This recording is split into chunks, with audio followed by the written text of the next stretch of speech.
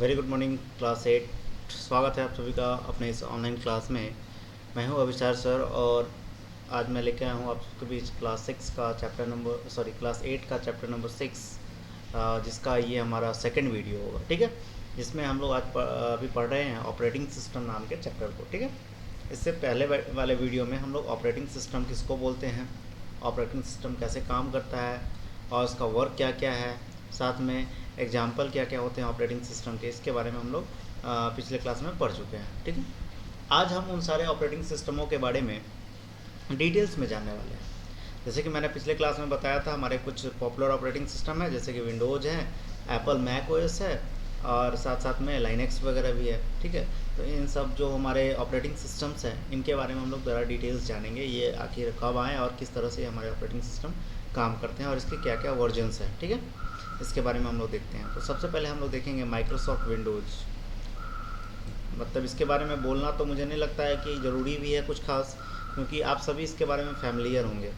अगर आप सभी के घर में कंप्यूटर्स होंगे तो आप लगभग सभी के यहाँ माइक्रोसॉफ्ट विंडोज़ का ही यूज़ हो रहा होगा।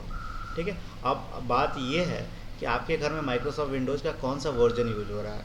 7 यूज हो रहा है, विंडो 8 यूज हो रहा है, विंडोज़ 10 यूज हो रहा है, या फिर अलग जो आपके 7 से पहले के वर्जन थे एक्सपी वगैरह वो यूज हो रहा है। ठीक है, आई थिंक एक्सपी का यूज़ तो अभी नहीं हो रहा होगा।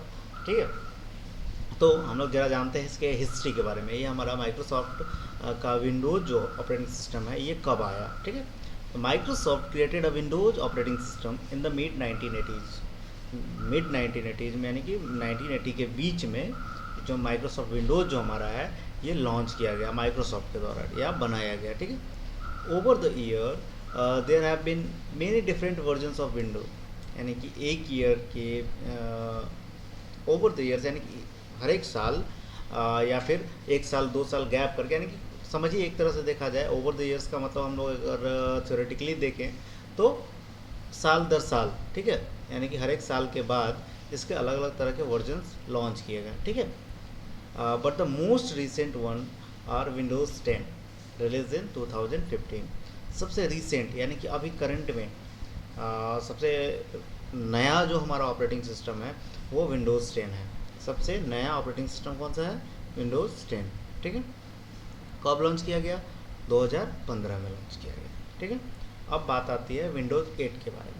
तो विंडोज़ 8 भी हमारा माइक्रोसॉफ्ट का ही एक प्रोडक्ट है, एक वर्जन है, जो कि सन 2012 में इसको लॉन्च किया गया। उससे पहले हमारे पास था विंडोज़ 7, जिसको हम लोग 2009 में 2009 से यूज करना शुरू किया माइक्रोसॉफ्ट ने। इसे 2009 में लॉन्च किया था। ठीक है, तो सबसे पॉपुलर वर्जन अगर हम लोग बोलें तो मैक्सिमम लोगों का यह पसंद भी होता है कि हम लोग विंडोज़ 7 यूज करें। ठीक है, तो ये अपने अपने पसंद की बात है कि वो कौन सा ऑपरेटिंग सिस्टम यूज करेंगे, 7 यूज करेंगे, 8 यूज करेंगे या फिर 10 यूज करेंगे, लेकिन प्रोडक्ट तो सारे माइक्रोसॉफ्ट के ही हैं, तो इसको हम लोग माइक्रोसॉफ्ट का ऑपरेटिंग सिस्टम ही बोलेंगे। ठीक है, अब आता है Windows comes preloaded on most new PCs.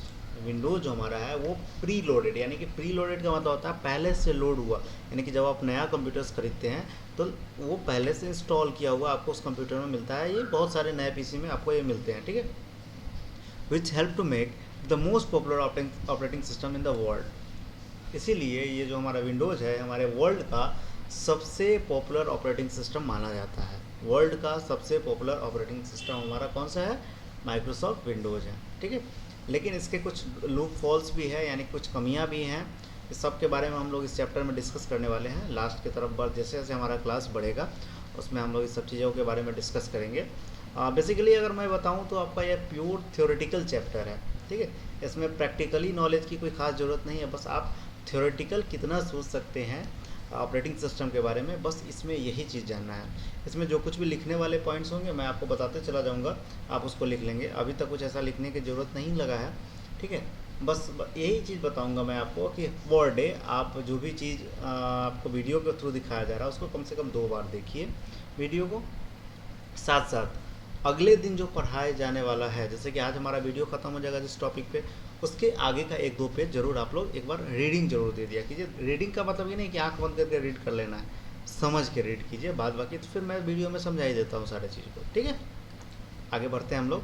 While installing Microsoft Windows operating system on your computer, जो आप माइक्रोसॉफ्ट विंडोज़ अपने कंप्यूटर में लोड करते हैं या फिर इंस्टॉल करते हैं। अब माइक्रोसॉफ्ट विंडोज़ जैसे ही हम लोग बोले तो सीधा सीधा उसका मतलब ये निकालना है कि माइक्रोसॉफ्ट विंडोज़ हमारा एक ऑपरेटिंग सिस्टम है। बार बार ऑपरेटिंग सिस्टम बोलना मुझे नहीं लगता है कि आप लोग बड़े हो चुके हैं, बार बार बताना पड़ेगा कि माइक्रोसॉफ्ट विंडोज़ जो हमारा ऑपरेटिंग सिस्टम है, ये मुझे नहीं लगता है कि बोलना सही रहेगा बार बार। ठीक है, आप लोगों को ये चीज़ सीधा रिडायरेक्ट कर लेना चाहिए। जैसे ही मैं माइक्रोसॉफ्ट विंडोज़ बोलूँ, सीधा आपका पॉइंट होना चाहिए कि हाँ, ऑपरेटिंग सिस्टम के बारे में बात हो रही है। ठीक है, तो जैसे ही हम लोग माइक्रोसॉफ्ट विंडोज़ को अपने कंप्यूटर में इंस्टॉल करते हैं, you can choose from several different editions of Windows. आप विंडोज़ के दूसरे तरह तरह के, मतलब 3-4 तरह के हमारे पास एडिशंस होते हैं। अब एडिशंस क्यों होते हैं, इसके बारे में ज़रा सा डिटेल्स जानते हैं। आपके बुक में इतना ज़्यादा डिटेल्स नहीं दिया गया, मैं आपको बस समझा देना चाहता हूँ। फॉर एग्जांपल यहाँ पर 3 नाम दिए गए हैं, home, premium, professional and ultimate. हमारे पास लगभग अभी नए जनरेशन जो आ रहे हैं, यानी कि विंडोज़ 10 जो आ रहे हैं, इसमें सिर्फ 3 ही वर्जन आते हैं। पहले उससे पहले हमारे पास बहुत सारे वर्जन आया करते थे, विंडोज़ 7 और विंडोज़ 8 का। इंटरप्राइज आता था, इंटरप्राइज प्रो आता था, बहुत सारे तरह के 7-8 तरह के वर्जन आते थे। लेकिन विंडोज़ 10 जैसे ही हमारा आना शुरू हुआ तो हमारे पास 3 ही वर्जन आता है। ठीक है, पहला आता है होम प्रीमियम। होम प्रीमियम का क्या काम होता है? होम प्रीमियम हमारे घरेलू यूजर्स के लिए होता है, यानी कि जिसका बस नॉर्मल सा टास्क हो, बस कंप्यूटर खोलें, मूवी वगैरह देखें, ऑफिस वगैरह पे काम करें, माइक्रोसॉफ्ट ऑफिस का जो एक्सेल, वर्ड, पावर पॉइंट, इस सारे चीज़ों पे काम करें, थोड़ा बहुत इंटरनेट चलाएं, बस काम ख़त्म, इससे ज़्यादा ज़रूरत नहीं है।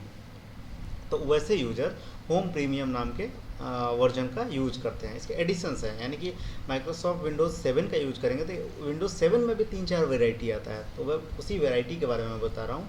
होम प्रीमियम भी उसका एक वेराइटी है। उसका यूज कौन करेगा? जो घरेलू यूजर, जिसका काम बहुत ही छोटा मोटा काम है, वो होम प्रीमियम से काम चला सकता है। अब होम प्रीमियम, प्रोफेशनल और अल्टीमेट, ये तीनों बनाया क्यों गया है? ठीक है, तो तीनों अलग अलग काम को करने के लिए बनाया गया। होम प्रीमियम में कुछ ऐसे फीचर नहीं है जो कि प्रोफेशनल में है, प्रोफेशनल में कुछ ऐसे फीचर नहीं है जो कि अल्टीमेट में है। ठीक है, सब एक दूसरे से अलग है। अब वो आदमी के ऊपर डिपेंड करता है कि आदमी के पास काम किस तरह का है। अगर मैं प्रोफेशनल काम करूं, यानी कि जैसे कि मैं कोई दुकान खोल के बैठा हूं, मुझे लैपटॉप या कंप्यूटर्स के बारे में डिटेल्स जानना है, या फिर मुझे टैली नाम के सॉफ्टवेयर्स का यूज़ करना है, और तरह तरह के जो लाइसेंस सॉफ्टवेयर होते हैं उसका हमें यूज करना है, तो मुझे प्रोफेशनल सॉफ्टवेयर्स का यूज़ करना पड़ेगा। ठीक है, तो माइक्रोसॉफ्ट विंडोज़ जो हमारे आते हैं ऑपरेटिंग सिस्टम माइक्रोसॉफ्ट विंडोज़ के, वो हमारे प्रोफेशनल टाइप के भी ऑपरेटिंग सिस्टम आपको प्रोवाइड करते हैं, जो कि आप प्रोफेशनली तरीके से उस पर काम कर सकते हैं। और उसके बाद हमारा लास्ट में आता है अल्टीमेट।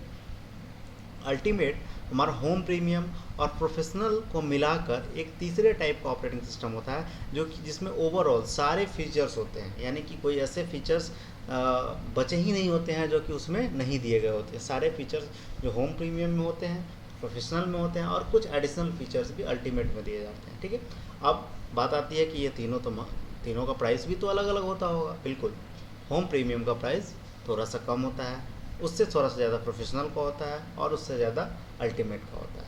ठीक है, फॉर एग्जांपल मैं आपको बता दूं, लगभग मैं एग्जैक्ट प्राइस तो नहीं बता रहा हूं, लेकिन लगभग विंडोज़ 10 का जो हमारा एक कंप्यूटर के लिए आता है, यानी कि एक लैपटॉप या फिर कंप्यूटर का मैं बात कर रहा हूं, एक कंप्यूटर का होम प्रीमियम अगर हम लोग लेते हैं, लगभग 7 से 8 हज़ार रुपये का हमें ऑपरेटिंग सिस्टम पड़ता है। सिर्फ और सिर्फ ऑपरेटिंग सिस्टम का हमें 7 से 8 हज़ार रुपये एक्स्ट्रा देने पड़ते हैं। ठीक है, प्रोफेशनल अगर लेते हैं तो 8 से 9 हज़ार रुपये, अल्टीमेट लेते हैं हम लोग को 10 से 12 हज़ार रुपये अल्टीमेट के एक्स्ट्रा देने पड़ते हैं। लैपटॉप का जो दाम है वो तो देना ही पड़ेगा। मान लेते हैं लैपटॉप आप 50 हज़ार रुपये का लैपटॉप खरीद रहे हैं, अगर आप चाहते हैं कि नहीं हम माइक्रोसॉफ्ट विंडोज़ 10 का अल्टीमेट वर्जन यूज़ करें या फिर प्रोफेशनल वर्जन यूज करें, तो प्रोफेशनल के लिए आपको 8 से 9 हज़ार रुपये एक्स्ट्रा देने पड़ेंगे, अल्टीमेट के लिए 10 से 12 हज़ार रुपये एक्स्ट्रा देने पड़ेंगे। लैपटॉप की कीमत से उतना ज़्यादा देना पड़ेगा। ठीक है, और आप ये देख रहे होंगे आपके आगे जो स्क्रीन है, काफ़ी फेमिलियर होंगे आप ये सबसे। विंडोज़ 7 का हमारा ये डेस्कटॉप है, विंडोज़ 7 ऑपरेटिंग सिस्टम का हमारा डेस्कटॉप है। आप सभी बहुत अच्छे तरीके से इसको जानते होंगे। ठीक है, अब आते हैं हम लोग मैक ओएस के बारे में। नाम आपने काफ़ी सुना होगा एप्पल का, तो मैक ओएस हमारे एप्पल का ही एक प्रोडक्ट है, एप्पल का ही एक ऑपरेटिंग सिस्टम है। ठीक है, अब बात आती, पहले हम लोग इसके बारे में समझ लेते हैं, फिर उसके बारे में एक बहुत ही इंपॉर्टेंट बात मैं आपको बताने वाला हूँ। ठीक है, लाइन बाय लाइन समझते हैं हम लोग। Mac OS is a line of operating system created by Apple. Mac OS हमारे ऑपरेटिंग सिस्टम का एक लाइन है जो कि एप्पल के द्वारा बनाया गया है, ठीक है। It comes preloaded on all new Macintosh computers. ये जो हमारा मैक ओएस है ये सभी मैकेंटोस कंप्यूटर्स या मैक कंप्यूटर में अपलोडेड आता है। अब मैकेंटोस कंप्यूटर और मैकेंटोस या मैक्स दोनों बात बराबर है। हम लोग ये भी बोल सकते हैं मैक कंप्यूटर खरीदे हैं या फिर मैकेंटोस कंप्यूटर खरीदे हैं। अब मैकेंटोस कंप्यूटर या फिर मैक कंप्यूटर हमारा एप्पल के द्वारा बनाया गया कंप्यूटर या फिर लैपटॉप होता है, ठीक है। ये जो हमारे ऑपरेटिंग सिस्टम है सिर्फ और सिर्फ एप्पल के बनाए गए कंप्यूटर्स में ही सपोर्ट करते हैं, ठीक है, समझ गए। और इससे पहले हम लोग विंडोज़ का जो यूज़ कर रहे थे, इसमें कोई ये ज़रूरी नहीं है कि आपके पास माइक्रोसॉफ्ट का ही लैपटॉप या कंप्यूटर हो। आप एचपी का यूज़ करो, डेल का यूज़ करो, लेनोवो का यूज़ करो, एचसीएल का यूज़ करो या फिर किसी अदर कंपनी का यूज़ करो, इससे उसको कोई फ़र्क नहीं पड़ता है। लेकिन मैक ओएस सिर्फ और सिर्फ मैकेंटोस कंप्यूटर्स के लिए ही आते हैं, ठीक है।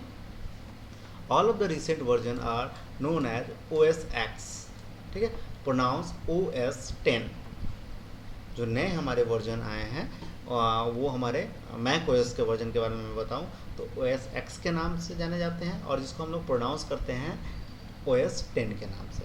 And the specific version include Yosemite released in 2014, Mavericks 2013, Mountain Lion 2012, Lion 2011, Snow Leopard 2009। इसके कुछ वर्जन है जैसे कि हम लोग विंडोज़ 7, 8, 10 ये सब देख रहे थे, वैसे ही हमारे मैक ओएस के भी ये कुछ वर्जन है और इसका रिलीज डेट है। एक बार इसको आप लोग ओवरव्यू कर लेंगे, ठीक है। अब आता है Apple also offers a version called Mac OS X server which is design to run on server. अब एप्पल आपका प्रोवाइड करता है मैक ओएस एक्स सर्वर, ठीक है। आपने सर्वर के बारे में काफ़ी अच्छे तरीके से जाना होगा और आई थिंक आप लोग क्लास 7 में थोड़ा बहुत तो पढ़े ही हैं क्योंकि मैंने ही पढ़ाया है सर्वर के बारे में, ठीक है। आप लोग ध्यान नहीं देते थे उस समय में, लेकिन अब समझ में आ रहा होगा कि अगर ध्यान दिए होते तो थोड़ा सा सर्वर के बारे में अच्छे तरीके से समझ पाते, ठीक है। तो मैक ओएस भी हमारे सर्वर के लिए काम करता है, ठीक है। It's design to run a server, यानी कि इसका डिज़ाइन किया गया है सर्वर को रन करने के लिए।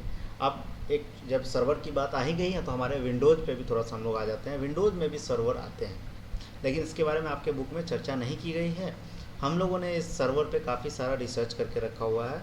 हम लोग के कोर्स में माइक्रोसॉफ्ट विंडोज़ सर्वर 2012 पे हम लोग काम कर चुके हैं। अभी सर्वर 2016 करंट में रन कर रहा है, ठीक है। ये सर्वर एडिशंस होते हैं जो कि सर्वर कंप्यूटर पे चलाए जाते हैं। सर्वर कंप्यूटर हमारा नॉर्मली कंप्यूटर होता है लेकिन उसका ऑपरेटिंग सिस्टम बिल्कुल अलग होता है। वो रहता है, मान लीजिए विंडोज़ का सर्वर है, कोई दिक्कत नहीं है, लेकिन नॉर्मल विंडोज़ 7 या विंडोज़ 10 नहीं रहता है।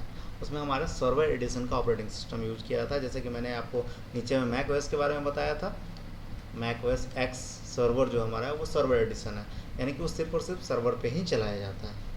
अब बात आती है कि सर हम मैक ओएस लें या फिर विंडोज़ ओएस लें। तो आप सभी इस बात से ज़्यादा फेमिलियर होंगे कि मैक ओएस जो हमारा है वो सिर्फ और सिर्फ एप्पल पे सपोर्ट करता है। और आप ये जानते हैं कि एप्पल के प्रोडक्ट्स काफ़ी महंगे आते हैं। एप्पल का एक लैपटॉप अगर हम लोग खरीदने जाते हैं तो मिनिमम आपको 1,25,000 से 30,000 रुपये, यानी कि लगभग 1.5 लाख के आसपास आपको एक लैपटॉप पे करने पड़ते हैं। हम लोग एफोर्ड नहीं कर पाते हैं, कुछ ज़्यादा महंगा पड़ जाता है, तो हम लोग मैक ओएस का यूज़ नहीं कर पाते हैं।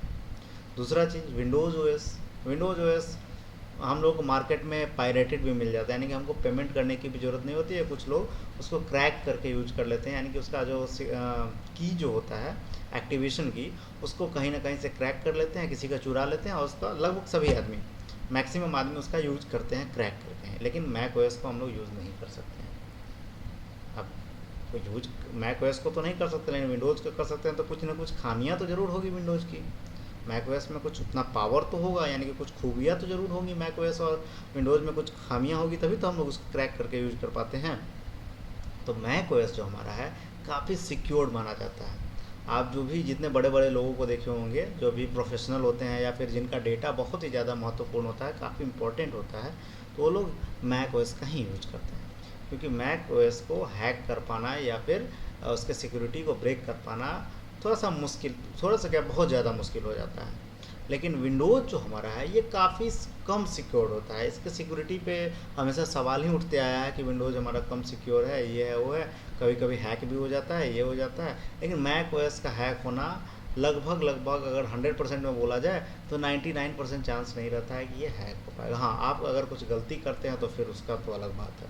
विंडोज़ ओएस को आसानी से हैक किया जा सकता है। ठीक है, यहाँ तक मामला समझ गया, आ गया होगा आप लोगों को। ठीक, अब हम लोग थोड़ा सा और आगे बढ़ते हैं। हमारे पास तीसरे तरह का ऑपरेटिंग सिस्टम आता है जिसको हम लोग लाइनेक्स बोलते हैं। ठीक है,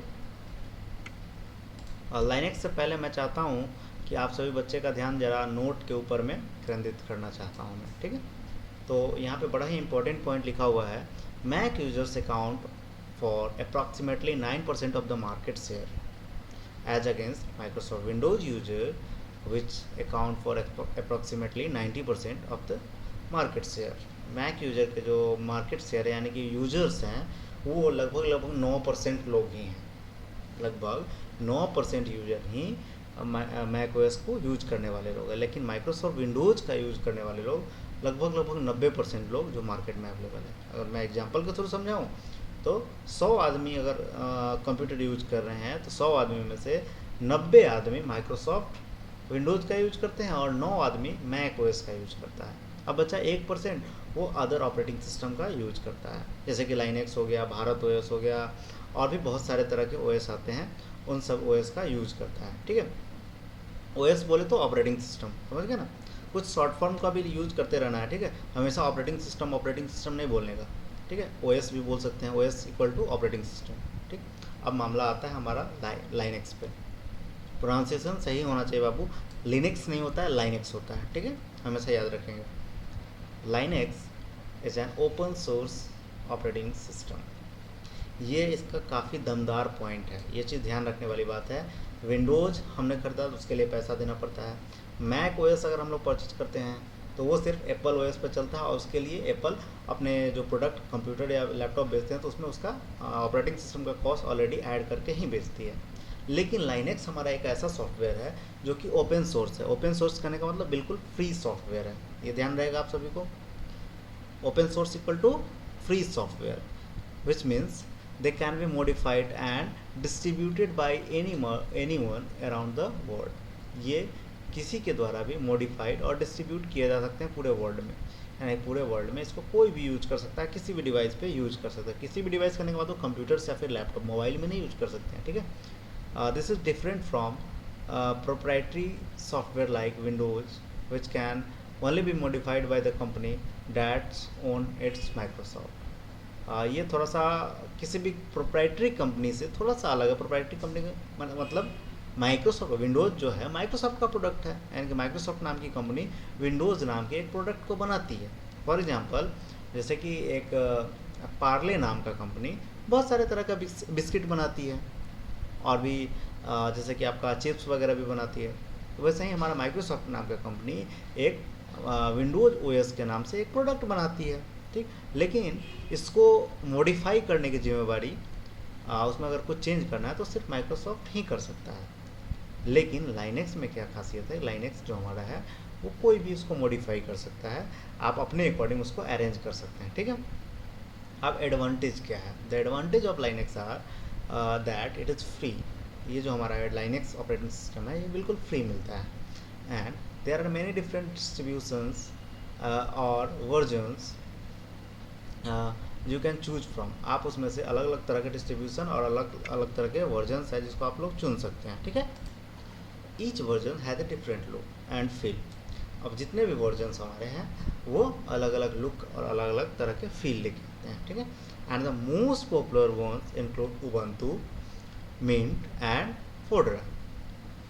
फेडोरा नहीं, फेडोरा। ठीक है, तो उबंटू नाम आप काफ़ी सुने होंगे, कभी कभी आप लैपटॉप खरीदने जा रहे होंगे तो वहाँ पे आपको बताया होगा कि सर इसमें उबंटू नाम का ऑपरेटिंग सिस्टम प्री लोडेड है। ठीक है, तो बिल्कुल फ्री होने के कारण हमारा ये ऑपरेटिंग सिस्टम कुछ कुछ लैपटॉप्स या कंप्यूटर्स में ऑलरेडी लोड आते हैं। ठीक है, आप चाहो तो इसको हटा भी सकते हो। लाइनेक्स के कुछ पॉपुलर है उबंटू, मिंट एंड फेडोरा। ये हमारे कुछ ब्राउजर्स अलग अलग तरह के, सॉरी ऑपरेटिंग सिस्टम है अलग अलग तरह के, जिसका यूज हम लोग अपने कंप्यूटर्स में कर सकते हैं। ठीक है, अब आता है बात, Linux is mostly use in server as it provides easy operation to customize and make changes. Linux जो हमारा है ये मैक्सिमम सर्वर में यूज किए जाते हैं, और सर्वर में यूज इसलिए भी किए जाते हैं क्योंकि इसको हम लोग ईजिली कस्टमाइज कर सकते हैं। और लाइनक्स जो भी हमारा है ये पूरी तरह से ग्राफिकल यूज़र इंटरफेस नहीं होता है, ठीक। ग्राफिकल यूज़र इंटरफेस क्या होता है इसके बारे में हम लोग जस्ट आगे पढ़ने वाले हैं। थोड़ा सा मैं इसको ओवरव्यू दे देना चाहता हूँ। ग्राफिकल यूज़र इंटरफेस करने का मतलब हम लोग ग्राफिक्स के जरिए यानी कि आइकन्स के जरिए, पिक्चर्स के जरिए उसको ऑपरेट कर सकते हैं, ठीक है। लेकिन लाइनक्स जो हमारा पूरी तरह से ग्राफिकल नहीं होता है। ग्राफिकल बाहर से ग्राफिकल है, लेकिन अंदर अगर हम लोग को प्रोसेस करना होगा तो हमें उसके लिए कोड लिखने पड़ते हैं, जो कि काफ़ी हार्ड हो जाता है यूजर्स को यूज करने में, ठीक है। अगर मैं एक किसी भी प्रोफेशनल आदमी को दे दूं जो विंडोज़ ऑपरेटिंग सिस्टम का यूज करता हो, उसको मैं लाइनक्स दे दूं तो उसको थोड़ा सा यूज करने में दिक्कत होगा। 2 4 5 दिन उसको काफ़ी परेशानियां होंगी, उसके बाद ही वो उसको यूज कर पाएगा, ठीक है। अब हम लोग आगे की ओर देखते हैं। लाइनक्स का कुछ यूज़र इंटरफेस इस तरह से होता है, इसके बारे में मैं आपको बता दिया। और आप लोगों को मैं मैक ओएस का नहीं दिखा पाया था। मैक ओएस का हमारा यूज़र इंटरफेस कुछ इस तरह का दिखता है, यानी कि कुछ सब में आप कुछ ना कुछ डिफरेंसेस आप देख रहे होंगे यूज़र इंटरफेस में, ठीक है। तो हम लोग आगे बढ़ें। आगे हमारा टॉपिक रहेगा operating system for mobile devices. Mobile devices के लिए हमारे पास कौन कौन से तरह के ऑपरेटिंग सिस्टम्स हैं। काफ़ी इंटरेस्टिंग चैप्टर है बाबू। आप लोग मतलब अगर सही में पढ़ना चाहते होंगे तो इस चैप्टर में काफ़ी मन लग रहा होगा। आपको पता चल रहा होगा कि आखिर हमारा लैपटॉप कैसे काम करता है, हमारा मोबाइल कैसे काम करता है, किस किस तरह के सॉफ्टवेयर्स का यूज करता है। और ये चीज़ आज के समय में आप समझ रहे होंगे कितना इम्पोर्टेंट है। आज का समय जो हमारा है टेक्नोलॉजी से रिलेटेड समय है, तो आप सभी को इस चीज़ के बारे में जानकारी रखना बहुत ज़्यादा ज़रूरी है, ठीक है। तो इस चैप्टर को हम लोग यहीं इस वीडियो को, चैप्टर को नहीं, इस वीडियो को हम लोग यहीं पे क्लोज करते हैं, क्योंकि हमारा टॉपिक जो है थोड़ा सा हट के है, मोबाइल डिवाइसेस के ऑपरेटिंग सिस्टम के बारे में चलाया है। तो इसको अगर हम कंप्यूटर के ऑपरेटिंग सिस्टम से कनेक्ट कर देंगे थोड़ा सा मुश्किल हो जाएगा आप लोगों को समझने में। इस वीडियो को हम लोग यहीं ब्रेक करते हैं। अगले वीडियो में हम लोग ऑपरेटिंग सिस्टम के, मोबाइल ऑपरेटिंग सिस्टम के बारे में हम लोग पढ़ेंगे और काफ़ी डिटेल्स में पढ़ेंगे, ठीक है। आप लोग तैयार रहिएगा इसको एक बार पढ़ के। और फिर उसके बाद हमारा काफ़ी इंपॉर्टेंट और सबसे ज़्यादा एग्जाम में पूछे जाने वाला सवाल, टाइप्स ऑफ ऑपरेटिंग सिस्टम। ये सभी बच्चों को मैं कुछ अलग से इसके बारे में नोट्स लिख के दूंगा। मैं आपके बुक का बिल्कुल भी नहीं देने वाला हूँ, क्योंकि ये काफ़ी टेढ़ा मेरा लैंग्वेज यूज करके दिया हुआ है, जिससे आप लोगों को समझने में काफ़ी मुश्किल हो जाएगा, ठीक है। मैं एक नॉर्मल सा आपके लिए एक PDF तैयार कर लूँगा और उसके थ्रू आपको मैं बता दूँगा, ठीक है। तो ये सब चीज़ हम लोग अगले क्लास में देखेंगे। कोशिश करेंगे सबसे पहले हम लोग अगले क्लास में मोबाइल डिवाइसेस के बारे में समझाएं, क्योंकि हमको लगता है कि आप में से कोई बच्चे ऐसे नहीं होंगे जिनके पास अपना मोबाइल फ़ोन नहीं होगा। मोबाइल फ़ोन तो है, लेकिन मोबाइल फ़ोन हमारा वर्क कैसे करता है इसके बारे में आप सभी नहीं जानते होंगे। सिर्फ आप लोगों को व्हाट्सएप, फेसबुक और जो भी अपना पढ़ाई लिखाई चलता है, यूट्यूब, दिस डैट, बस इसके अलावा और कुछ नहीं करना जानते हैं। आपसे अगर मैं पूछ दूँ कि बाबू आपका मोबाइल फ़ोन कैसे काम करता है, इसके बारे में आप नहीं बता पाएंगे। तो ये आप बता पाएंगे अगले क्लास करने के बाद। जो हमारा अगला क्लास होगा उसमें मैं इन सब चीज़ों के बारे में आपसे डिस्कस करूँगा कि मोबाइल हमारा कैसे काम करता है, किस सॉफ्टवेयर के आधार पर काम करता है और किस मैकेनिज्म के ऊपर काम करता है, ठीक है। और किस किस तरह के हमारे मोबाइल के ऑपरेटिंग सिस्टम्स आते हैं, इन सब चीज़ों के बारे में हम लोग अगले क्लास में पढ़ेंगे। चलिए इस वीडियो में इतना ही, मिलते हैं हम लोग अगले वीडियो में। Thank you.